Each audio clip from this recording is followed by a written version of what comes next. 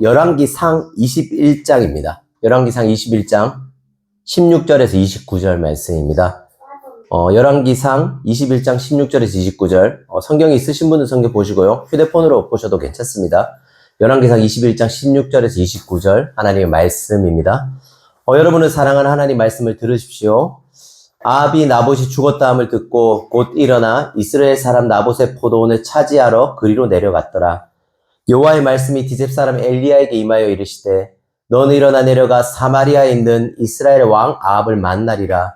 그가 나봇의 포도원을 차지하러 그리로 내려갔나니 너는 그에게 말하여 이르기를 여호와의 말씀이 네가 죽이고 또 빼앗았느냐 하셨다 하고 또 그에게 이르기를 여호와의 말씀이 개들이 나봇의 피를 핥은 곳에서 내 피 곧 내 몸의 피도 핥으리라 하셨다 하라. 아합이 엘리야에게 이르되 네 대적이 나를 찾았느냐? 대답하되 내가 찾았노라. 네가 스스로 팔려 여호와 보시기에 악을 행하였으므로 여호와께서 이와 같이 말씀하기를 내가 재앙을 내게 내려 너를 쓸어버리되 내게 속한 남자는 이스라엘 가운데 매인자나 노인자를 다 멸할 것이요. 또 내 집이 느밧의 아들 여로보암의 집 같고 아히야의 아들 바야사의 집과 같게 하리니 이는 내게 나를 노하게 하고 이스라엘로 범죄하게 하였음이라 하셨고 여호와께서 또 이세벨에게 대하여 말씀하여 이르시되 개들이 이스라엘 성 곁에서 이세벨을 먹을지라. 아합에게 속한 자로서 성읍에서 죽은 자는 개들이 먹고 들에서 죽은 자는 공중의 새들이 먹으리라 하셨느니라. 예로부터 아합과 같이 스스로 팔려 여호와 보시기에 악을 행한 자가 없음은 그의 아내 이세벨이 충동하였음이라. 그가 여호와께서 이스라엘 자손 앞에서 쫓아내신 아모리 사람의 모든 행함같이 우상에게 행하여 심히 가증하게 하였더라. 아합이 이 모든 말씀을 들을 때에 그의 옷을 찢고 굵은 배로 몸을 동이고 금식하고 굵은 배에 누우며 풀이 주고 다니더라. 여호와의 말씀이 디셉 사람 엘리야에게 임하여 이르시되 아합이 내 앞에서 겸비함을 보느냐? 그가 내 앞에서 겸비함으로 내가 재앙을 그의 시대에는 내리지 아니하고 그의 아들의 시대에야 그의 집에 재앙을 내리리라 하셨더라. 아멘. 이번 주는 참 독감 이슈로 다들 고생이 많으셨습니다. 그리고 또 조심해야 될 때이기도 합니다. 그죠? 그래서 이번 주도 다음 주도 좀 유독 특별히 아이들 좀 조심해서 아이들도 어른들도 뭐 조심해서 또 건강 유의하시기 바랍니다. 오늘 세상의 중심에서 하나님을 외치다 7번째 시간입니다. 저는 오늘 여러분과 함께 이 땅에 정의는 살아있는가라는 제목으로 설교를 하려고 합니다. 이 성경에는 공의라는 말이 있고 정의라는 말이 있습니다. 그리고 이 말은 비슷한 개념으로 쓰이기도 하고 항상 같이 다니는 개념입니다. 즉 바늘과 실처럼 공의와 정의는 함께 다닙니다. 이 공의는 히브리어로 체다카라고 하는데 이는 하나님과 올바른 관계를 맺을 수 있다는 뜻입니다. 하나님과 친밀한 교제를 할 수 있는 사이가 바로 공의, 의로운 상태죠. 그리고 정의는 히브리어로 미시파테인데 재판 또는 올바른 판단이라고 하는 의미로 쓰입니다. 이건 이런 식으로 이해하면 쉽습니다. 공의에 의해서 정의라는 결과가 나옵니다. 하나님의 의로운 성품인 공의의 결과물이 바로 정의입니다. 예를 들어 이런 거죠. 하나님은 의로운 분이시기 때문에 죄를 그냥 두고 보고만 있을 수는 없습니다. 하나님의 공의라는 성품인 거예요. 그래서 어떤 결과가 나오죠? 정의로운 결과, 즉 죄인을 처벌하는 일을 하시는 겁니다. 우리는 이걸 정의라고 말하죠. 하나님의 성품이 공이고 그 결과로 정의로운 행동은 나타납니다. 이해가 되셨나요?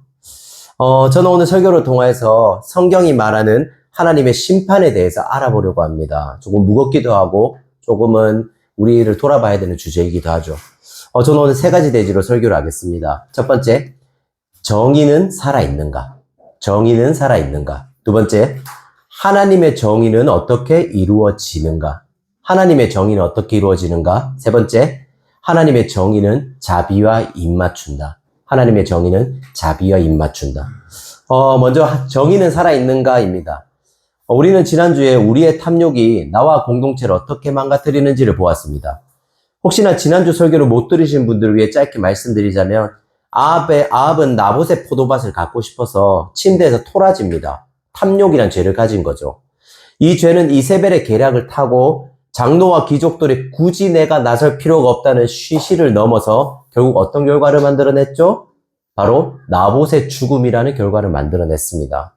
아합의 개인적인 죄가 이세벨과 장로 귀족들의 공동체의 죄가 되었고, 이제는 결국 공동체에서 가장 약한 존재인 나봇을 죽게 만들었죠. 그리고 오늘 본문은 이렇게 시작합니다. 16절인데 우리 같이 한번 읽어볼까요? 16절입니다. 그 소리로 읽어볼까요? 시작. 아합은 나봇이 죽었다함을 듣고 곧 일어나 이스라엘 사람 나봇의 포도원을 차지하러 그리로 갔다. 죄가 없는 나봇이 억울하게 죽었습니다. 그리고 아합은 그의 포도밭을 차지하기 위해서 내려갑니다. 우리는 악이 승리하는 장면을 보고 있습니다. 힘 앞에서 약자가 짓밟히고 그들의 권리라고는 찾아볼 수 없는 장면이죠. 많은 사람들은 이런 장면을 보면서 이런 질문을 합니다. 오늘의 제목인데요. 과연 이 땅에 정의가 살아있기는 한가요? 우리는 매스컴이나 여러 소식을 통해서 이와 같은 소식을 많이 접할 겁니다. 특히 우리는 영화를 통해서 악한 자들이 더 떵떵거리고 사는 장면들을 많이 봤을 겁니다. 그런데 영화는 결국 권성징악, 악한 자들이 심판받고 선한 사람들이 잘 살게 된다는 내용을 다루고 있잖아요. 하지만 현실은 어떻죠? 힘 없는 자들은, 약한 사람들은 끝까지 힘이 없고 약합니다. 영화처럼 가난하지만 착하게 살면서 악한 부자들에게 복수하는 내용은 현실에서는 있기가 힘듭니다. 그래서 영화는 사이다인데 현실은 뭐죠? 고구마처럼 느껴지는 거죠. 그리고 재밌게도 이 이야기는 성경에도 나오고 있습니다. 시편 73편 2절 3절이거든요. 아삽이라는 사람이 쓴 시예요. 읽어볼게요. 나는 거의 넘어질 뻔하였고 나의 걸음이 미끄러질 뻔하였으니 이는 내가 악인의 형통함을 보고 오만한 자를 질투하였음이니로다. 시편 73편은 시인은 정직하고 착하게 살려고 노력하는데 오히려 악하게 사는 악인들이 더 잘 된다는 그 고통을 담고 있는 시입니다. 그리고 하나님께 이게 정의로운 겁니까? 라고 시인은 묻는 거죠. 왜냐하면요, 그가 살던 시대는 정의가 죽은 것처럼 느껴졌기 때문입니다. 그리고 이건 성경에서 다른 성경인 하박국도 마찬가지예요. 하박국 1장 13절은 이렇게 말하거든요. 주께서는 눈이 정결하심으로 악을 참아보지 못하시며 패역을 참아보지 못하시거늘 어찌하여 거짓된 자들을 방관하시며 악인이 자기보다 의로운 자들을 삼키는데도 잠잠하시나이까? 자, 그럼 물어보겠습니다. 우리는 왜 정의를 갈망하는 걸까요? 우리는 왜 악인이 망해야 된다고 생각하고 의인은 번성하고 잘 돼야 된다고 생각하는 거죠? 바로 우리는 정의에 대한 갈망을 가진 존재로 태어났기 때문입니다. 우리는 공의라는 성품을 가진 하나님의 성품을 닮은 하나님의 형상으로 만들어졌습니다. 이걸 쉽게 말하면 이런 말입니다. 우리에게는 정의라는 DNA가 심겨져 있습니다. 그래서 우리는 정의롭지 않은 걸 볼 때 분노하거나 옳지 않다라고 생각하는 겁니다. 그리고 이것은 하나님이 심판하시는 분이란 걸 의미합니다. 하나님은 죄를 미워하시고 죄인을 그대로 두지 않으시는 분입니다. 성경은 죄를 심판하시고 하나님이 악을 그냥 지나치시지 않는다고 분명히 말합니다. 여기 계신 분들은 이 진리를 알고 하나님이 심판하신 분이라는 것을 어느 정도 동의하실 겁니다. 그런데 우리가 쉽게 간과하는 사실이 하나 있습니다. 이것을 잘 들어주십시오. 우리는 이 심판을 늘 남의 일로 생각한다는 점입니다. 아합과 이세벨 같은 사람들, 뉴스에 나온 악한 사람들, 사회 범죄자들이나 심판을 받아야 된다고 우리는 믿습니다. 하지만 성경은 네가 바로 그 죄인이라고 말하고 우리는 그 말을 들을 때 이것을 받아들이기를 어려워합니다. 제가 왜요? 저는 그렇게 나쁜 사람은 아니에요 라고 우리는 방어하기 시작하는 거죠.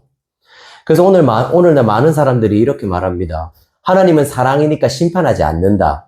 하나님이 인간을 사랑하시는데 어떻게 우리를 지옥에 보내실 수 있냐라고 많이 말합니다. 제가 이 말을 드리는 이유가 있습니다. 하나님이 심판하신다는 진리는 지금도 여전히 많은 공격을 받고 있습니다. 사람들은 심판의 하나님은 인정하지만 나를 심판하는 하나님은 받아들이고 싶어 하지 않는 겁니다. 여러분은 어떻게 생각하십니까? 하나님은 인간을 사랑하시기에 인간에게 심판이라는, 인간에게 지옥이라는 그 저주와 고통을 주지 않는 걸까요? 하나님이 이 땅에서 정의가 무너지는 것을 그래서 그냥 지켜만 보고 계시는 분인가요? 한 가지 예를 들어보죠. 아주 끔찍한 아동 살인범이 있습니다. 이 사람은 7세 아동을 수차례 강간한 뒤에 죽였고요. 들어보시죠. 7세 아동입니다. 시체를 찾을 수 없게 유기까지 하였습니다. 아주 끔찍하죠. 그런데 하나님이 이 살인범을 아주 사랑하는 거예요. 그래서 그의 죄를 그냥 없애주시기로 합니다. 너 참 불쌍하고 딱하구나. 내가 널 사랑하니 너는 벌을 안 받아도 된다. 그냥 천국으로 들어오렴이라고 말한 거예요. 이 살인범에게요. 만약에 하나님이 이런 분이라면 저와 여러분 어떤 감정을 느낄까요? 하나님이 부당하다고 느낄 겁니다. 하나님이 정의롭지 않다고 생각하는 거죠. 그런데도 왜 사람들은 하나님은 사랑의 하나님이니까 우리를 심판하지 않아야 된다고, 우리를 심판하지 않을 거라고 생각하는 걸까요? 유고슬라비아 출신의 미국 신화자인 미로슬라브 볼프라는 사람이 있습니다. 이 사람이 쓴 책들을 보면 정의나 심판에 대해서 꽤나 진지한 글들을 많이 썼습니다. 왜냐하면 생각해보세요. 그는 유고슬라비아 사람입니다. 유고슬라비아가 어떤 나라인가 하면 엄청난 내전을 겪은 나라입니다. 이 미로슬라브 볼프라는 사람은요, 정쟁의 참혹함을 겪었던 사람입니다. 그의 얘기를요, 제 스타일로 이야기 쉽게 말씀드리겠습니다.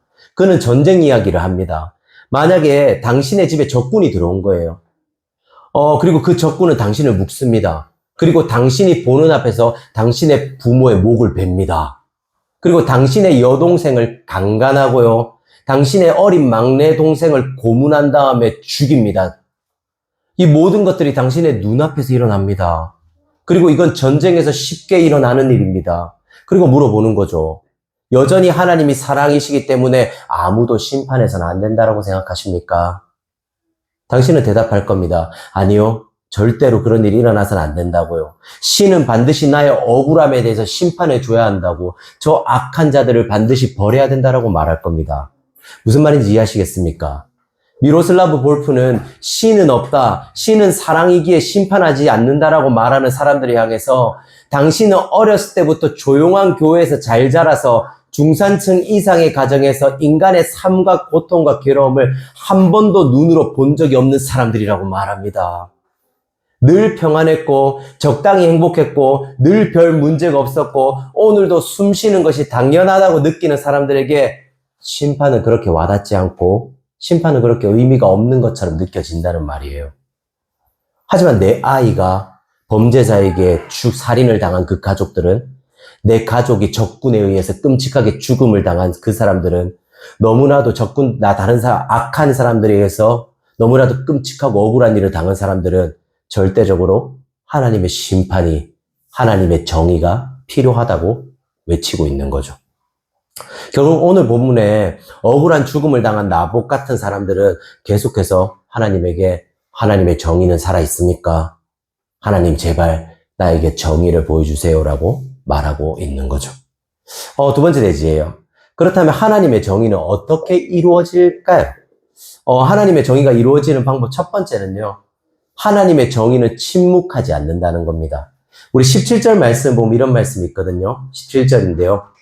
여호와의 말씀이 디셉 사람 엘리야에게 임하여 이르시되, 우리가 이 17절 앞의 내용을 안다면 아합의 죄에 대해서 이세벨도 장로들도 귀족들도 모두 다 알고 있었다는 사실을 알 겁니다. 게다가 나봇은요, 돌로 쳐서 처형을 했거든요. 그렇기 때문에 그 마을에 있는 모든 사람들도 아합의 이 억울한 죄에 대해서 알고 있었습니다. 하지만 모두 다요, 이 합당하지 않은 죄에 대해서요, 누구도 정의에 대해서 말하지 않습니다. 나봇은 죄가 없는 것 같은데요, 이 재판은 뭔가 이상합니다라고 말하는 사람은 거기에 단 한 사람도 없었습니다. 모두 다 침묵하고 모두 다 쉬쉬했죠. 하지만 17절에서 하나님은 엘리야에게 임하시고 말합니다. 그리고 18절, 19절에 이런 말이 있죠.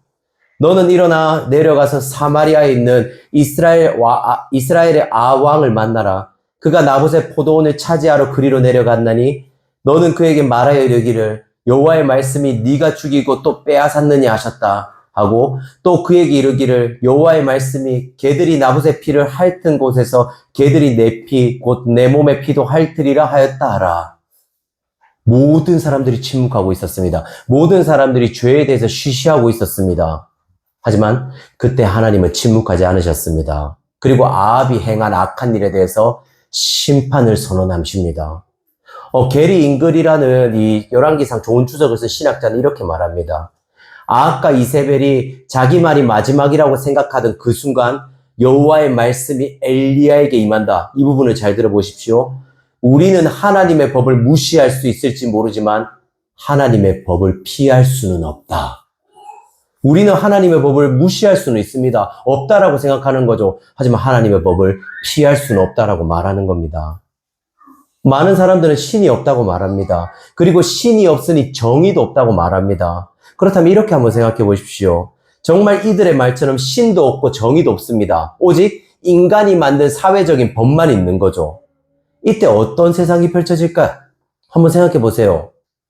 악인들이 더 번성하게 됩니다. 왜 그런지 아십니까? 악인들은 대체적으로 힘이 있고요. 힘이 있는 사람들은 대체적으로 법을 이용할 줄 압니다. 여러분 이런 뉴스를 접해보신 적이 있을 거예요. 슈퍼에서 라면 하나를 훔쳤는데 교도소에 잡혀간 거예요. 라면 하나 훔쳤는데. 하지만 정말 많은 기업들과 돈이 있고 빽이 있는 사람들은 아무리 많은 부정과 비리를 저지르는데도 그들은 멀쩡합니다. 그들은 잡혀가지 않습니다. 그리고 이 세상에서 하나님이 안 계시고 정의가 없다면 모든 사람들은 무슨 일만 하면 되는지 아십니까? 법의 눈만 피하면 됩니다. 법의 테두리를 벗어나서 나쁜 일을 하면 됩니다. 아무도 없는 곳에서 나쁜 일을 해버리면 됩니다. 이런 세상에서 결국 피해를 보는 사람은 누굴까요? 이런 세상에서 계속 늘 손해를 보는 사람은 누굴까요? 힘없고 가진 것 없는 사람들입니다. 결국 하나님이 계시지 않는다면 이 세상에는 힘없고 돈 없고 억울하고 약한 자들은 강한 자들에 의해서 계속해서 짓밟히고 억울한 일만 당하게 됩니다. 나봇이 억울한 일을 당해도 모든 사람들이 아까 이세벨의 힘 앞에서 어떻게 했죠? 조용했잖아요. 아무 말 안 했단 말이에요. 나봇이 당하는 걸 보고도 그냥 보고만 있었죠. 만약 하나님이 계시지 않고 하나님의 정의가 없다면 이처럼 결국에는 약육강식의 세상이 되고 맙니다.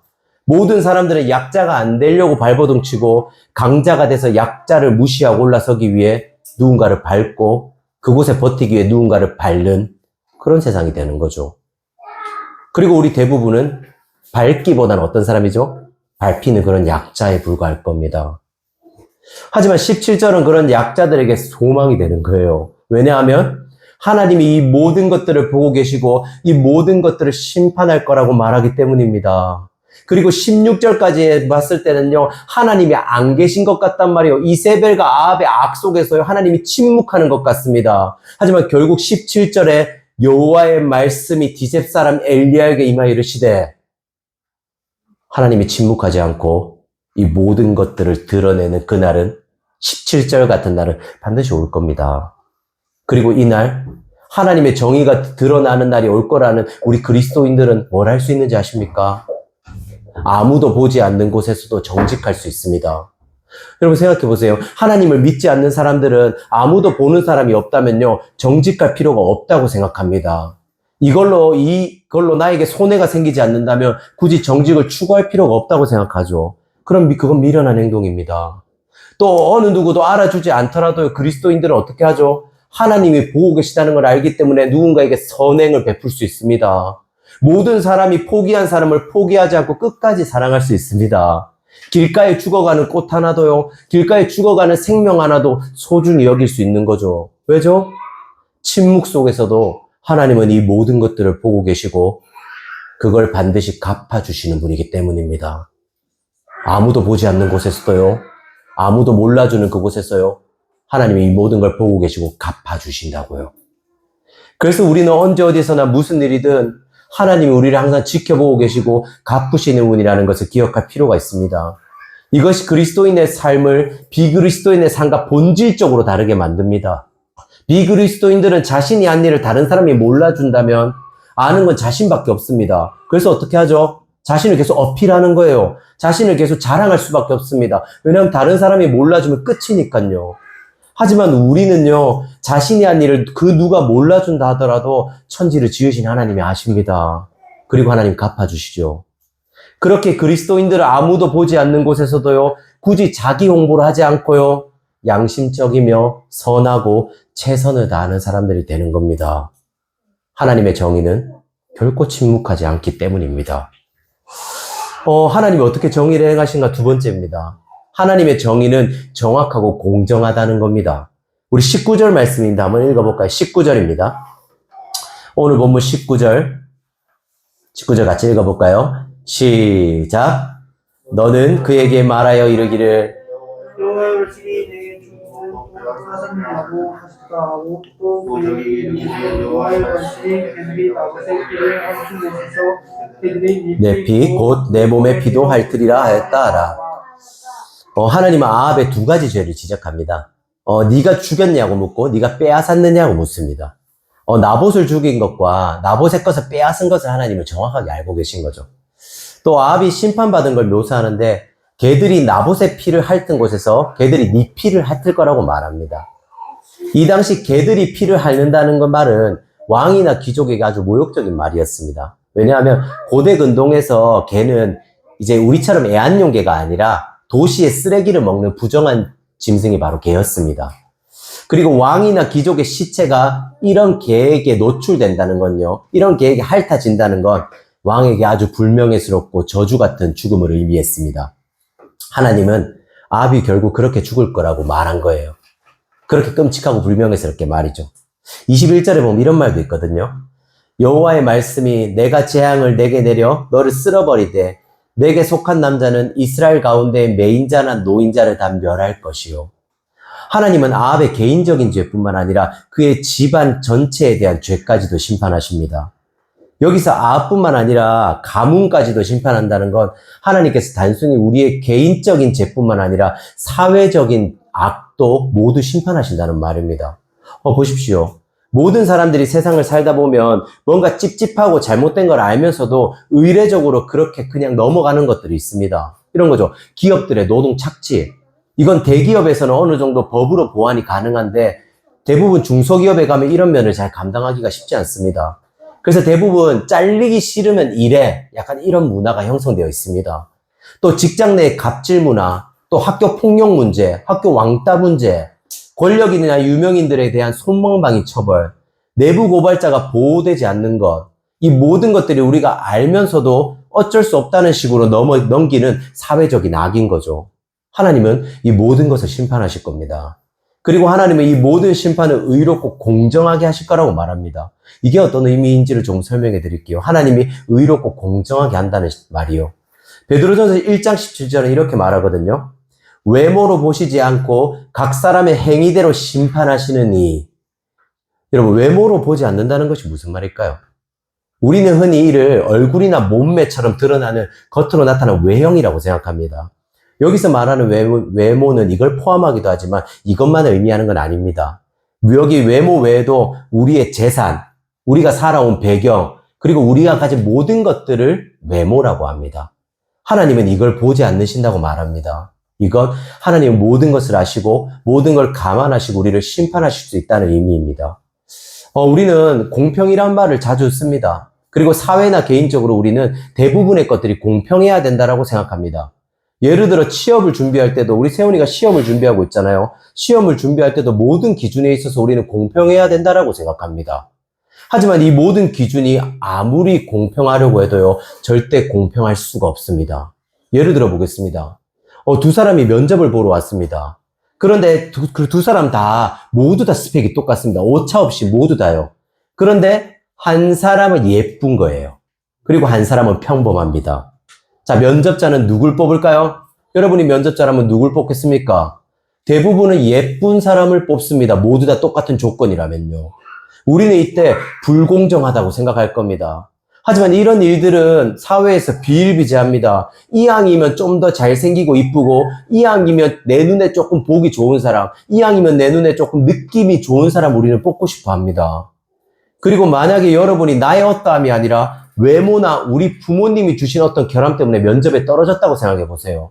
이때 우리는 굉장히 억울해집니다. 그러면서 나를 왜 이렇게 생기게 낳았냐라고 부모님을 원망할 수도 있죠. 내 얼굴은 부모님 때문이야. 저는 이래서요, 아들을 낳은 게 좋긴 해요. 왜냐면 딸이 있었다면 분명히 저를 원망했을 거거든요. 내 얼굴은 왜 이러냐고. 그리고 부모의 결함 때문에 손해를 본 사람들은 부모의 결함 때문에 원망하기도 할 겁니다. 부모의 이런 것 때문에 내가 이런 문제가 생겼어라고 말이죠. 우리가 아무리 준비를 잘해도 또 사회가 아무리 잘 준비가 된다 할지라도 모든 것들은 절대로 공정할 수 없습니다. 왜냐하면 모든 사람들은 죄인이기 때문입니다. 죄인은 본질적으로 공정과 공평보다는 자신이 끌리는 쪽으로 택하기에 훨씬 더 익숙한 존재입니다. 하지만 하나님은 이 모든 것들을 다 아시고 감안하시고 우리를 대하십니다. 우리의 외모가 부족한 부분을 그분이 감안하십니다. 우리의 집안 환경의 부족함을 하나님이 아시고 그걸 감안하십니다. 여러분, 이 부분을 한번 생각해 보십시오. 우리는 주변에 비행 청소년들이나 조금은 안 좋은 환경에서 자라서 안 좋은 삶을 살아가는 사람을 봅니다. 하지만 그 사람들도 그렇게 살고 싶어서 그런 삶을 사는 게 아닙니다. 저와 여러분이야 적당히 괜찮은 가정에서 좋은 부모님을 만났고 적당한 형편이 있었기 때문에 크게 빗나가지 않고 망가지지 않고 지금의 삶을 누릴 수 있을 겁니다. 하지만 그렇지 않은 사람들은 그런 환경에서 자라지 못한 거예요. 태어날 때부터 폭력적이고 도박과 술에 빠진 부모님을 만났고요. 어렸을 때부터 늘 부모님이 싸웠고 집안에서는 있다 보면 늘 무언가 깨지는 걸 보고 망가지는 걸 봤습니다. 사랑받고 관심받아야 될 그 시절에요. 오히려 그들은 소외당하고 무시당한 어린 시절을 보냅니다. 이 모든 것들을 우리가 어떻게 할 수 있는 게 아닙니다. 그냥 받은 거예요. 그냥 태어난 거죠. 태어남을 당한 겁니다. 그래서 이런 환경을 어떻게 하는 거죠? 신에게 원망하는 겁니다. 대체 왜 날 이렇게 힘들게 하냐고, 왜 나를 이따위 집안에서 태어나게 했냐고 말이죠. 그리고 세상은 이 모든 것들을 고려해서 우리를 대해주지 않습니다. 세상은 오히려 어떻게 말하죠? 억울하면 네가 그걸 다 이겨내라고 말합니다. 그런데 하나님은 이 모든 것들을 감안하시고 우리를 평가하십니다. 하나님은 이 모든 것들이 가능하십니다.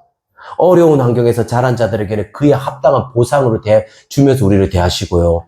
괜찮은 환경에서 자란 자들에게는 그에 보응하는 무언가를 주실 수 있는 유일한 분이 바로 하나님입니다. 이것이 하나님의 심판이 정당하고 의로울 거라는 의미입니다.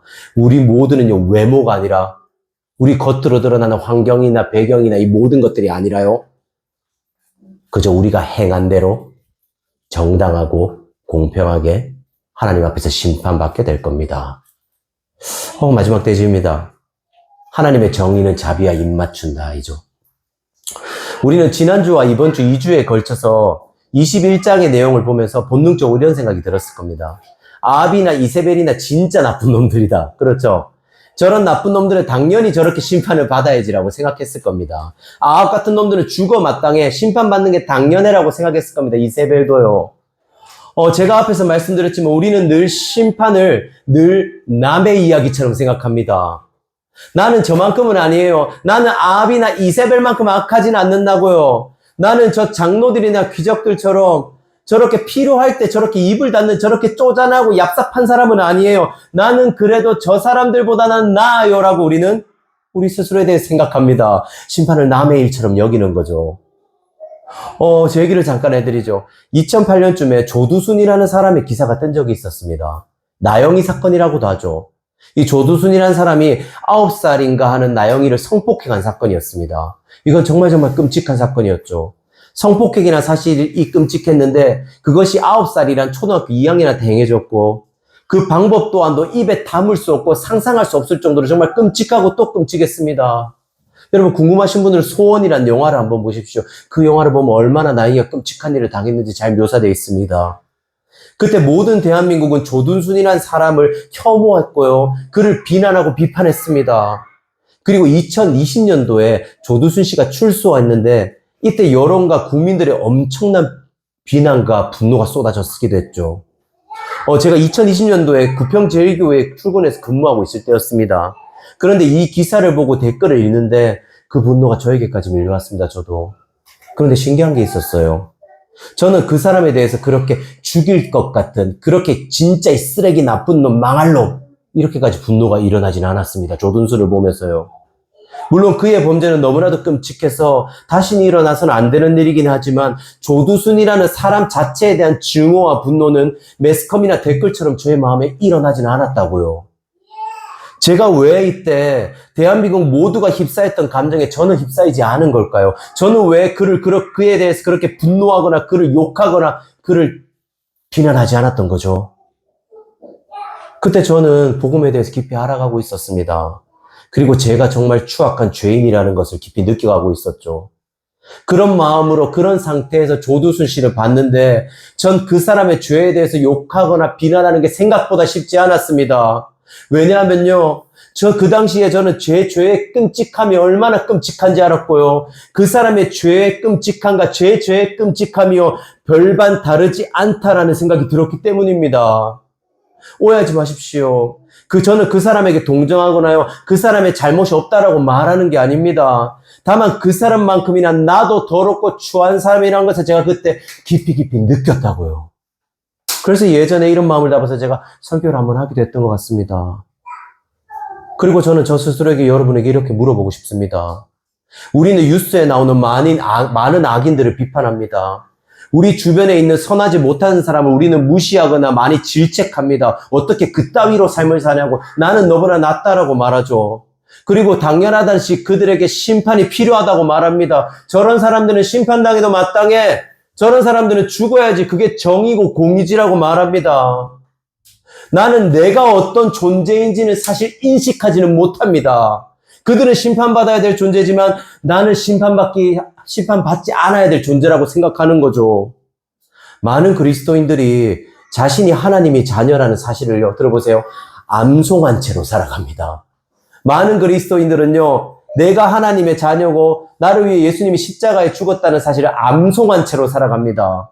어릴 때부터 너는 하나님의 자녀야, 너는 존귀해, 너는 사랑받고 있어, 그 어떤 것도 너를 하나님의 사랑에서 끊을 수 없단다. 그리고 이 사실을 너무 많이 듣다 보니까요, 이건 진짜 하나님을 알고 사랑하는 게 아니라 그냥 암송한 거예요. 그리고 이런 사람들의 특징이 바로, 이렇게 하나님의 사랑을 암송한 사람의 특징이 바로 심판을 남의 이야기처럼 말하는 겁니다. 심판이 내 이야기가 아니고 저 인간 이야기라고 말하는 거예요. 나는 그 정도는 아니라고 생각합니다. 나는 그 정도로 나쁜 사람은 아니라고 생각하는 거죠. 나는 조두순이라는 사람을 비난하고 욕할 자격, 난 저 밖에 있는 악인들과 저 나쁜 저 사람을 심판받을 때 나는 웃으면서 그들의 심판을 볼 자격이 있다라고 생각합니다. 하지만 그렇지 않아요, 여러분. 복음은 그렇게 말하지 않습니다. 복음은 오히려 너도 저들과 다르지 않다고, 아니면 어쩌면 너는 저들보다 더 추악한 죄인일지 모른다고, 네가 하나님의 심판대에 설 1순위라고 말합니다. 그 위대한 사도 바울이 자신을 향해서 뭐라고 말한지 아세요? 나는 죄인 중에 괴수라고 말했습니다. 여기서 괴수는요, 괴물이 아닙니다. 자신이 죄인 중에 첫 번째라는 말이에요. 죄인 중에 가장 추악한 우두머리라고 그 위대한 사도 바울이 자신을 향해서 말했다고. 나는 죄인 중에 가장 더러운 자라고, 나는 그 죄인 중에 첫 번째라고 말했습니다. 그리고 정말 저와 여러분이 복음을 안다면 이 사도 바울처럼 우리는 심판 앞에서 절대로 떳떳할 수가 없습니다. 나는 하나님의 자녀야, 이 심판은 당연히 나하고 상관없는 일이야 라고 말할 수가 없습니다. 그렇게 복음을 깊이 알기에 오히려 자신을 하나님의 심판 앞에 서 있다고 내가 그 심판당할 첫 번째라고 말해야 될지도 모릅니다. 보십시오. 하나님도 아합에게 이 일을 하셨습니다. 19절과 21절의 심판 예언 말씀이 내 피를 개가 핥을 것이고 내 일족이 모두 죽게 될 거라는 이 끔찍한 말이 사실을 통해 하나님은 아합에게 말해주고 싶은 게 있었던 거예요. 바로 네가 죄인인 걸 인정해야 된다고요. 아합아, 네가 이렇게 죽을 수밖에 없을 만큼, 아합아, 네가 이렇게 하나님에게 끔찍한 심판을 받을 수밖에 없는 존재라는 걸 받아들이고 인정하라는 하나님의 말이었습니다. 이것이 복음이 우리에게 첫 번째로 하는 일입니다. 바로 우리가 얼마나 추악한 죄인인지를 깨닫게 해주는 거죠. 저와 여러분이 진짜로 복음을 안다라고 말한다면요, 우리는 우리가 심판대에 서야 되는 1순위라고 고백해야 하고요, 그 심판대 앞에서 우리는 두려워해야 됩니다. 내가 죽을지도 모르겠다고. 단순히 괜찮아, 나는 하나님의 자녀야라고 암송해서 되는 일이 아닙니다. 오히려 인정해야 되죠. 나는 죄인이라고요. 결국 아합이 이 소식을 듣고 어떻게 하는지 아십니까? 이 복음의 소식을 듣고 아합은 아주 아름다우면서 가장 슬픈 일을 하기도 합니다. 바로 27절인데요. 아합이 어떤 아름다우면서 슬픈 일을 하는지 봅시다. 아합의 일이요. 아합이 복음을 듣고 이렇게 합니다. 27절이죠. 아합이 이 모든 말씀을 들을 때 그의 옷을 찢고 굵은 배로 몸을 동이고 금식하고 굵은 배에 누우며 또 풀이 죽어 다니더라. 대부분의 학자들은 아합이 진짜 회개를 했다고 말합니다. 옷을 찢고 굵은 배를 몸에 동이고 금식하고 또 풀이 주고 다니고 이 모든 것은 성경에서 회개를 상징할 때 쓰는 표현들입니다. 아합은 자신의 잘못에 대해서 돌아봤던 겁니다. 하나님이 그 끔찍한 심판을 듣고 자신이 하나님 앞 심판 앞에서 두려워하기 시작했던 겁니다. 그리고 하나님 앞에서 자신을 돌아본 거죠. 내가 진짜 죄인이구나. 내가 잘못했구나. 내가 이런 끔찍한 죄를 저질렀구나라는 걸 돌아본 겁니다. 그리고 28절, 29절에 이렇게 말합니다. 들어보십시오. 여호와의 말씀이 디셉 사람 엘리야에게 임하여 이르시되 아합이 내 앞에서 겸비함을 네가 보느냐? 그가 내 앞에서 겸비함으로 내가 재앙을 저의 시대에는 내리지 아니하고 그 아들의 시대에야 그의 집에 재앙을 내리리라 하셨더라. 하나님 그의 회개를 진짜 받으십니다. 이건 그의 진짜 회개였고요. 진심이란 의미였습니다. 그는 진짜 회개했습니다. 정말 아름다운 장면이죠. 하지만 동시에 아주 슬픈 장면도 함께 나타납니다. 29절을 보십시오. 그가 내 앞에서 겸비함으로 내가 재앙을 저의 시대에는 내리지 아니하고 그의 아들의 시대에야 그의 집에 재앙을 내리리라 하셨더라. 무슨 말인가요? 아합 때에는 자신의 가문이 심판받지 않지만 결국 다음 때인 아들 때 그의 집안은 어떻게 되죠? 멸망하고 맙니다. 그리고 이 다음 장인 22장을 보면 결국 아합도 죽습니다. 회개했는데도 불구하고요. 아합은 분명히 회개했습니다. 학자들은 이걸 진짜 회개라고 말했죠. 그런데 왜 결국 심판이 없어진 게 아니라 회개하면 심판이 없어져야 되잖아요. 결국 심판이 없어진 게 아니라 아합의 심판이 연기되었는데 그쳤고요. 다음 때 자신의 집안은 왜 대체 망한 겁니까? 왜 아합은 망한 거죠, 결국? 아합의 회개가 일시적이었기 때문입니다. 아합은 그 순간엔 두려워서 회개했습니다. 하나님 잘못했습니다. 하나님 무서워요. 용서해 주세요. 내가 죄를 지었습니다라고 회개했습니다. 하지만 곧 자신의 원래 모습으로 돌아갔습니다. 그 순간의 두려움이나 어떤 감정 때문에요. 하나님께로 돌아섰습니다. 하지만 그것이 끝까지 가진 않았습니다. 결국 아합은 하나님 곁을 떠난 거죠. 자, 그럼 물어보죠. 우리는 대체 뭘 믿고 우리가 진짜 회개를 하고 하나님의 심판을 피할 거라는 확신이 있습니까? 여러분의 뭘 믿고 여러분은 끝까지 하나님께 심판받지 않을 거라는 확신을 가질 수 있죠? 여러분 조금 있으면 크리스마스입니다. 혹시 크리스마스의 의미를 아십니까? 크리스마스는 신이신 하나님이 인간의 모습으로 이 땅에 오셨다는 의미입니다. 요한복음 12장은 예수님의 마지막 공적 설교입니다. 이 설교에서 예수님은 자신의 죽음을 예고하십니다. 계속해서 이런 말씀을 하세요. 요한복음 12장 44절인데 들어보십시오. 예수께서 외쳐 이르시되 나를 믿는 자는 나를 믿는 것이 아니요 나를 보내신 이를 믿는 것이며 예수께서 뭐라고 말하죠? 외쳐 일렀다고 말합니다. 그리고 제가 좋아하는 이종규 목사님은 이를 이렇게 해석합니다. 외쳐 이르시되 이 말은 그리스어로 크라라는 단어입니다. 그리고 성경에서 이 크라라는 단어가 쓰인 다른 부분을 보면요. 전부 다 운다라는 말로 되어 있습니다. 무슨 말일까요? 예수님께서 외쳐 이르시되 그분은 울면서 외쳐 일렀던 겁니다. 그분은 울면서요, 마지막 설교를 하고 계셨던 겁니다. 여러분, 제가 설교를 하는데 늘 진지하고 그냥 평범하게 말하잖아요. 근데 예수님이 설교를 하시는데 울면서 설교를 하셨다고요. 그 사람들을 향해서요.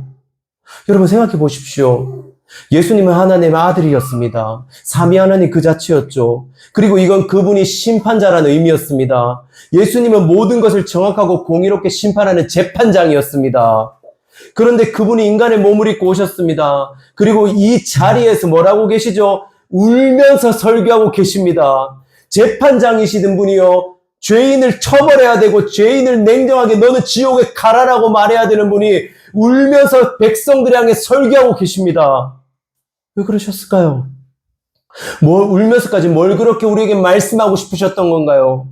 그분은 47절에 울면서 이렇게 말씀하시죠. 사람이 내 말을 듣고 지키지 아니할지라도 내가 그를 심판하지 아니하노라. 들어보십시오. 내가 온 것은 세상을 심판하려 함이 아니요 세상을 구원하려 함이라. 그분이 이 땅에 오신 이유는 하나였습니다. 바로 죄인들을 심판하는 것이 아니라 구원하기 위해서였죠. 즉 하나님이 아합에게 심판을 예언함으로써요, 오히려 그를 회개시키고 구원시키려고 했듯이요, 예수님도 이 땅에 오셔서 눈물로써 자신이 이 땅에 오신 이유를 뭐라고 말하는 겁니까? 너희를 구원하고 싶다고요. 나는 심판하러 온 게 아니라 너희를 구원하러 왔다라고 말하실 겁니다. 울면서요. 이것이 무슨 말인가요? 결국 하나님의 심판이 선포되는 이유는, 잘 들어보십시오. 결국 하나님의 심판이 선포되는 이유는 결국 그분의 자비를 우리에게 계속 보여주는 겁니다. 이 심판이 선포될 때 너는 끝났어, 너는 이제 기회가 없어, 너는 이제 가망이 없다라고 하나님 말씀하시는 게 아니라요, 오히려 하나님 이렇게 말하는 겁니다. 제발 마음을 돌이켜라. 제발 이 심판을 들었을 때 마음을 돌이켜라. 제발 내가 너를 심판한다라고 말할 때 그때라도 제발 나에게 돌아오라라고 말하는 겁니다.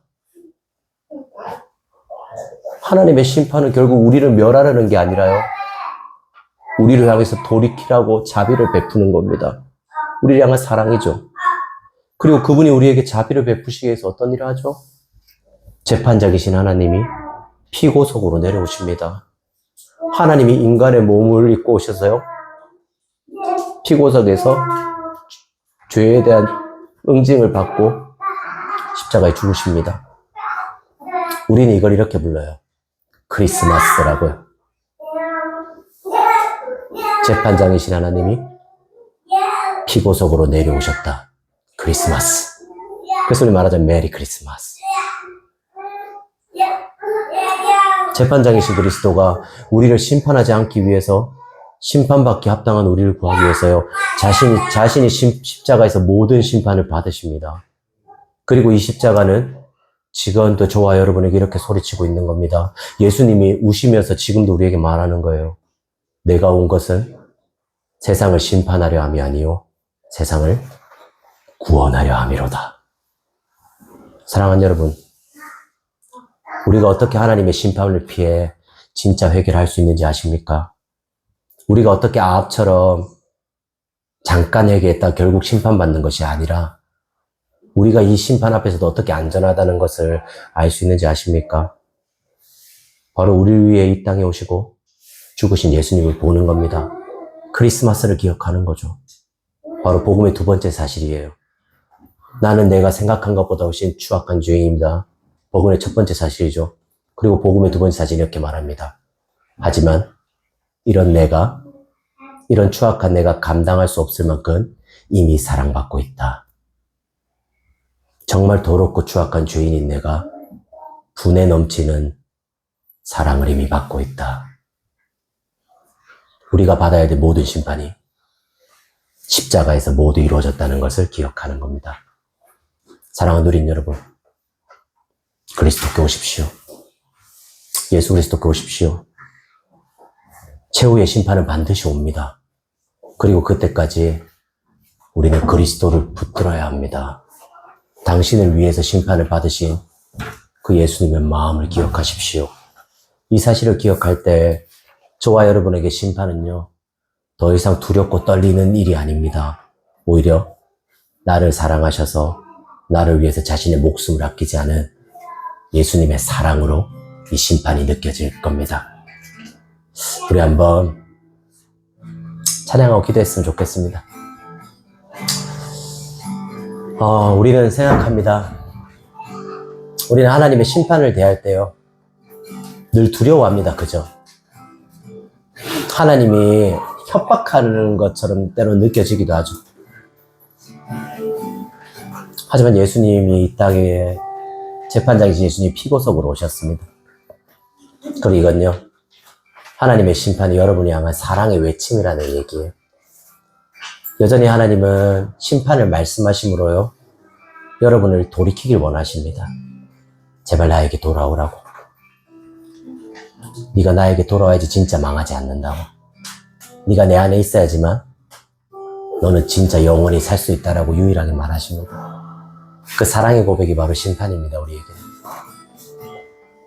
우리 한번 이 찬양할 때요, 이 하나님의 마음을 느꼈으면 좋겠어요. 그 사랑이란 찬양이거든요. 이 심판의 소리가 오히려 우리를 향한 하나님의 사랑의 이야기라는, 우리를 되돌리라는 하나님의 요청이라는 걸 다시 한번 기억하면서요, 우리 한번 이 찬양 부르면서 나아갈까요?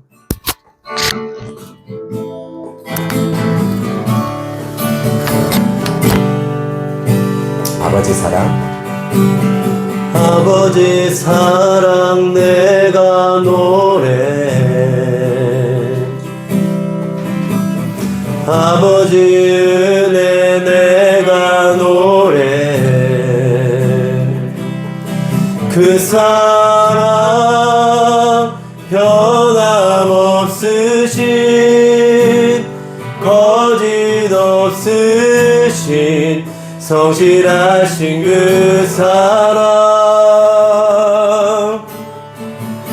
상한 갈 때 꺾지 않으시는, 거저가는 눈불 끄지 않는, 거저가는 눈불 끄지 않는 그 사랑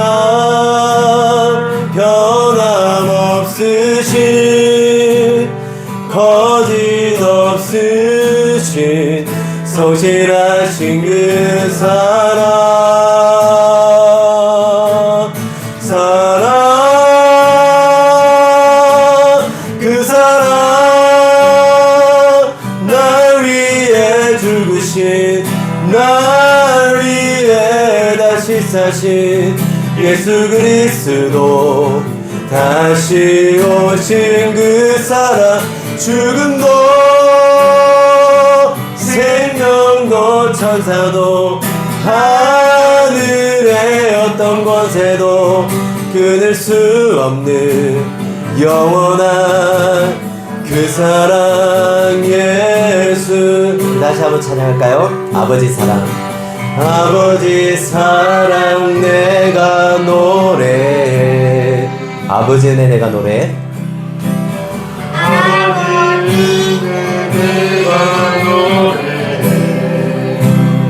그 사랑, 그 사랑 변함없으신 거짓 없으신 성실하신 그 사랑, 상한 갈 때 꺾지 않으시고, 상한 갈 때 꺾지 않으시는, 우리 같은 꺼져가는 눈불 끄지 않으시는, 꺼져가는 눈불 끄지 않는 하나님의 그 사랑을 찬양합시다. 그 사랑 변함없으신 거짓 없으신 성실하신 그 사랑, 사랑, 그 사랑, 날 위해 죽으신, 날 위해 다시 사신 예수 그리스도, 다시 오실 그 사랑, 죽음도 생명도 천사도 하늘의 어떤 권세도 끊을 수 없는 그 사랑의 그 사랑, 날 위해 죽으신 그 사랑, 날 위해 죽으신, 날 위해 다시 사신 예수 그리스도, 다시 오실 그 사랑, 죽음도 생명도 천사도 하늘의 어떤 권세도 끊을 수 없는 영원한 그 사랑 예수, 그 사랑, 그 사랑, 날 위해 죽으신, 날 위해 다시 사신 예수 그리스도, 다시 오실 그 사랑 죽음도 생명도 천사도 하늘의 어떤 곳에도 끊을 수 없는 영원한 그 사랑 예수.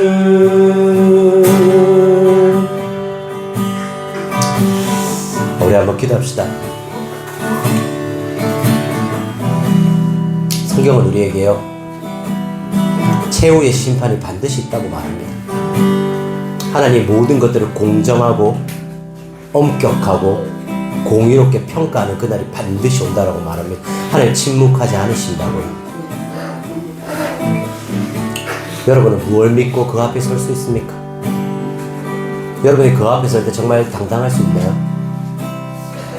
하나님 나의 모든 것들을 알고 계시고 내 마음과 내 어떤 죄악과 모든 걸 알고 계신데 여러분 정말 하나님 앞에 설 때 안전할까요? 뭘 믿고 우리는 그 앞에 설 수 있나요? 바로 우리를 사랑하는 예수님입니다.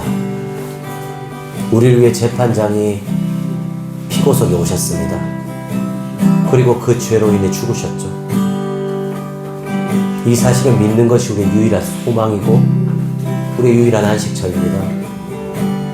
그리고 이 사실을 할 때 우리에게 심판은 더 이상 두려울 일만이 아닙니다. 오히려 하나님의 사랑을 깊이 느낄 수 있죠. 여러분 한번 기도합시다. 하나님,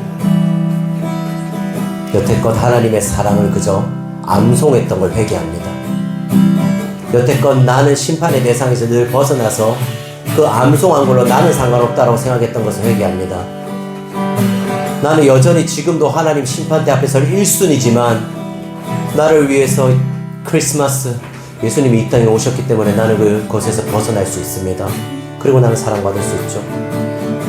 내가 여태껏 이 사실을 등한시했던 걸 회개하고 다시 한번 하나님의 사랑으로 가길 원한다라고, 다시 한번 크리스마스의 의미를 되새기기 원하고 하나님의 사랑을 깊이 알기 원한다라고요. 우리 시간 한번 회개하면서 우리의 마음을 다시 하나님께로, 아합처럼 일시적인 회개가 아니라 하나님 나는 영원히 하나님 앞에 서 있길 원한다라고요. 정말 전심을 다한 그런 회개를 하나님 앞에 드리면서 나아갑시다. 하나님 아버지, 이 시간 우리의 죄악을 하나님 앞에 고백하면서 나아갑니다.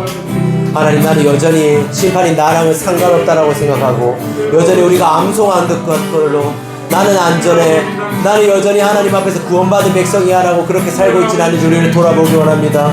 하나님, 하나님의 심판이 내 앞에 있다는 걸 다시 한번 기억하기 원합니다.